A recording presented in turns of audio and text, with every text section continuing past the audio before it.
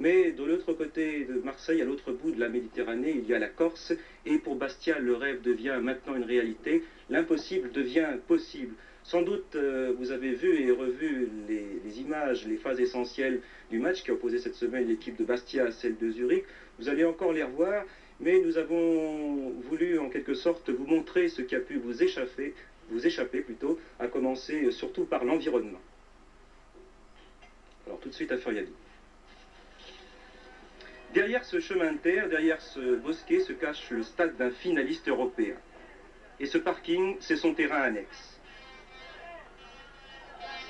Paradoxe du football bastiais qui a épinglé à son tableau de chasse les Verts de Lisbonne, les Noirs et Blancs de Newcastle, Zurich était en point de mire et qui avait terrassé auparavant Torino et Iéna. Dès mercredi matin, Bastia est en ébullition. On a l'impression que toute la Corse s'est donné rendez-vous à Furiani. Hommes et machines ont revêtu les couleurs du Sporting, question de mieux s'identifier au club. L'autorail de Furiani n'a jamais été aussi bondé.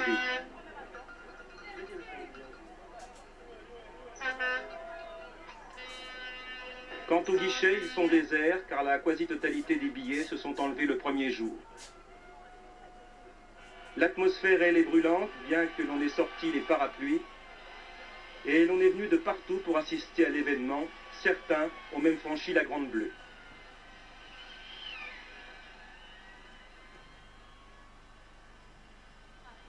Vous êtes confiante? Oui, oui, on veut que Bastia gagne. Ouais. Est-ce que vous avez acheté votre ruban là? Ok, ça, dans une bergerie. Vous avez des places pour aller au match? Non, on a pas sauté les murs. Lorsque notre caméra se hisse au sommet de Furiani, il est 16h30. 4 heures avant le coup d'envoi, les gradins ont été pris d'assaut. Derrière les buts, les places ne sont pas numérotées, alors autant venir de bonne heure pour s'installer au meilleur endroit. Et tout est en place pour que les vagues bleues soient prêtes à déferler. Dans la coulisse, Johnny Rep et André Guédon, deux sourires pour masquer la déception de ne pas pouvoir participer activement à l'événement. André, gros sur le cœur? Oui, parce que c'est toujours difficile d'être sur le terrain, enfin sur le terrain mais sans jouer, alors qu'on a l'habitude d'être sur le terrain en jouant. Vous avez donné des conseils à votre remplaçant au poste, Jean-Louis Caz? Non, je pense pas qu'il ait besoin de conseils. En ce moment, il a surtout besoin de se concentrer pour le match et je crois qu'il fera bien son travail. Comment vous les trouvez? Ben, je crois qu'ils sont assez tendus, mais surtout conscients de l'importance de la tâche qu'ils auront à accomplir ce soir.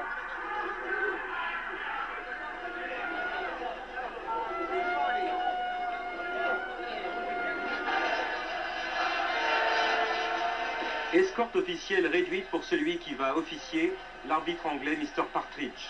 Ils arrivent un par un avant de faire bloc, André Burkhardt, Félix Lacuesta. Jean-François, que ressent-on là, avec cette ambiance qui chauffe? Ouais, il est sûr que ce soir nous allons quand même avoir l'appui du public qui va nous encourager tout au long de la partie et nous sommes quand même très motivés. Félix Lacuesta, on dit que souvent avant tel enjeu, les joueurs peuvent être tendus et vous semblez tous les deux assez souriants et décontractés. C'est cette ambiance là qui vous décontracte? Je crois que c'est une apparence parce que comme mon ami François et moi nous sommes très tendus. Je n'irai pas beaucoup de choses, mais j'appréhende beaucoup ce match, mais je crois qu'on fera le maximum pour réaliser une performance ce soir. Salut les gars.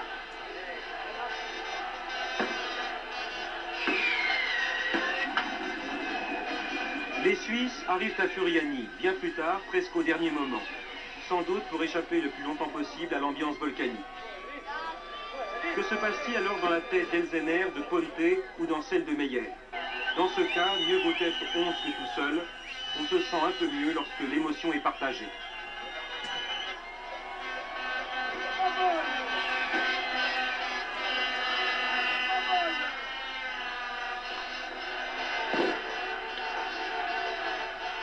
La nuit est tombée, mais la température monte encore de quelques degrés. Un drapeau à la croix blanche sur la pelouse de Furiani, un affront, un acte de bravoure, mais le public corse a appris à recevoir. Une dernière répétition pour les chorales. Les ténors peuvent maintenant entrer en scène.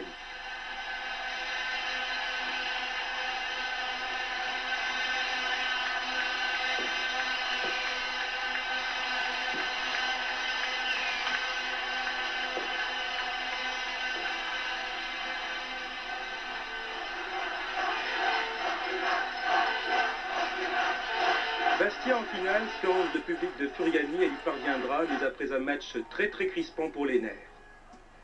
On commence avec Ossu, le tout dernier Bastier, qui a pu transmettre à Jean-François Larios un relais avec son compère Lacuesta. Et tout de suite, dès la 3e minute, un tir terrible, Berbig met en corner. Début de partie de très grande classe pour Lacuesta, qui orchestrera le jeu des Corses, d'autant que Papi est pris en charge par Ponte.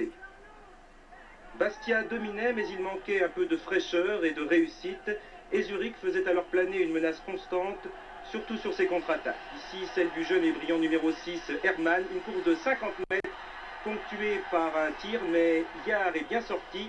Reprise d'Elsener, Yard, heureusement, était revenu. Mais les Bleus attaquaient pour espérer décrocher ce but indispensable, percé ici d'Yves Mario. On a retrouvé mercredi soir le Mario des meilleurs jours, celui qui donne le tournis à son adversaire, un tir croisé qui frôlera le poteau suisse. 0-0 à la mi-temps, il reste 45 minutes pour décrocher, comme l'on dit, la timbale. Et c'est à 22 minutes de la fin que devait survenir la délivrance avec ce tir terrible qui va survenir à la suite de ce coup franc, un tir terrible de Papi.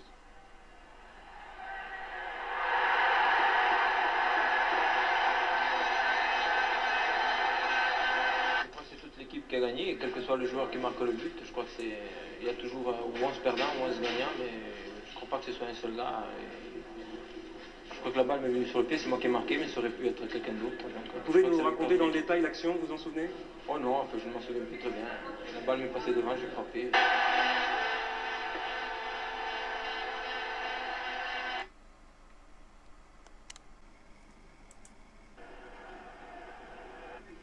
Que ressent-on, Pierrick, en finale? Une immense joie. Disons là, je ne réalise pas encore parce que le match vient de se finir. Et vraiment pour moi, c'est merveilleux. Il y a 4 mois, j'étais à Rennes. Et là, je suis arrivé à Bastia, j'ai fait les quarts de finale contre Iéna, les demi-finales contre Zurich. Et là, on arrive en finale et c'est vraiment merveilleux. C'est incroyable. Si on nous avait dit ça au début de la saison, aller en finale de la Coupe d'Europe, on n'avait pas cru, quoi. C'est magnifique, surtout qu'au début de saison, le premier match, pour nous, c'était une récompense. Et puis, on a battu Lisbonne, on s'est rendu compte qu'on pouvait faire aussi bien que n'importe quelle équipe. Je crois qu'on va réaliser la semaine prochaine, c'est bien finale. On verra ce que ça donnera, je crois qu'on a bien mérité quand même. Ben, je réalise pas encore, je ne peux pas vous le dire, ça je le verrai dans 2 ou 3 jours, quand j'aurai bien dormi, quand j'aurai bien reposé et tout. Nous ne nous attendions pas au début de saison à réaliser ces exploits. Nous sommes très heureux car nous sommes la 3e équipe à avoir réalisé cet exploit. J'espère qu'en finale nous réussirons mieux que Saint-Etienne et Reims. On a fait un match incroyable, épuisant, nerveusement surtout. Je suis très fatigué nerveusement, physiquement aussi bien sûr, mais je ne réalise pas encore ce qui nous arrive. Je réaliserai peut-être quand je serai tout seul à la maison. Disons, moi-même je suis content et je crois que je suis content aussi pour tous les spectateurs qui étaient là ce soir. Et j'espère que la finale se jouera à Bastia et que comme ça ils seront récompensés. C'est la première fois que je joue une Coupe d'Europe et je recevoir au final, je ne sais pas. Bien sûr, c'est quand même un rêve pour nous, pour tous les joueurs de Bastia et pour les Corses et pour le football français, je crois. Disons qu'aujourd'hui, je suis vraiment content d'arriver quand même en finale. Je crois que c'est surtout demain matin, au lever, qu'on va réaliser, qu'on va savourer pleinement cette qualification. Actuellement, on est pris dans les interviews, dans les micros, dans les caméras, alors on ne réalise pas encore tellement bien.